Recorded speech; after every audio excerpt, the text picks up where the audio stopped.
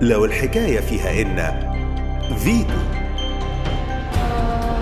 بالنسبة لمشكلة الشخير عند الأطفال وعند الكبار.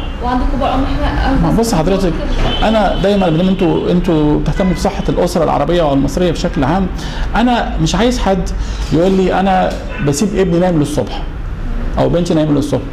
اصحى وروح وافتح وشوف، شوف ابنك مكشوف، شوف بنتك راميه البطانيه، شوف ابنك نايم على النضاره، ابنك نايم على المحمول، نايم على اللابتوب، شوف ابنك مش نايم اصلا ومتغطي بالبطانيه وفاتح على الفيسبوك وانت مش دريان طول الليل، وتاني فاتح على الفيسبوك عمال يكلم اصحابه. شوف، لازم متابعه الاطفال والمراهقين خلال فترات النوم، مهم جدا. دي واحده. الحاجه الثانيه ممكن تلاقي ناموس، يبقى لازم.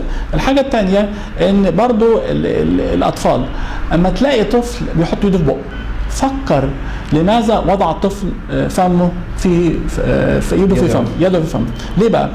وضع الطفل اي شيء في الفم، ايده، اي حاجه ثانيه، لعبه وكلام ده، احيانا بيبقى نوع من الذكاء، بان هو الولد ده عنده حساسيه انف مزمنه وانفه مسدود وعايز يتنفس من فمه، واما بينام بقه بيتقفل فبتجيله كتمه، فبيقول لك انا ساظل حيا عن طريق افتح الفم. شوف بقى، يبقى انا بحترم كل طفل عنده حساسيه بيحط ايده في بقه، يقول لك عيب يا ولد ويضربوه، والولد عنده غلطه، يجي لي الطفل ابص عليه الاقي انفه الاثنين مسدود على الناحيتين، بقى له سنوات انفه مسدود على الناحيتين، يبقى ده مسكين، يبقى ده اهمل، ما حدش خد باله ان مناخيره مسدوده، عشان كده بيحط ايده في بقه. يبقى الحل مش هضربه بقى عشان يحط ايده في بقه، لا، عالج حساسيه الانف الاول، افتحها.